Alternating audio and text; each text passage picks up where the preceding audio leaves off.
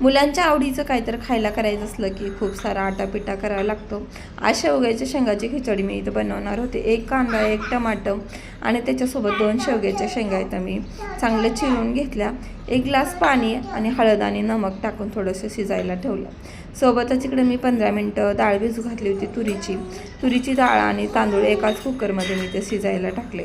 इकडे शेंगा, टमाटा आणि कांदा चांगला शिजलाच होता. तोपर्यंत तिथं डाळसुद्धा शिजून रेडी होती. 15 मिनटं भिजवल्यानंतर डाळ मात्र चांगली शिजून राहते. सोबतच त्याच्यातलं थोडंसं सूप काढून घेतलं आणि त्याच्यामध्ये जे शेंगा होत्या त्याच्या मधातलं जे असं चमच्याच्या साह्याने काढलं आणि वाटीमध्ये सगळं गोळा केलं. आता अशा शेंगा जरी दिल्या तर मुलं आवडीने खातात, पण तोंडात कमी आणि वाया जास्त जातं. त्याच्यामुळे असं चमच्याने बाजूला काढून घ्यायचं.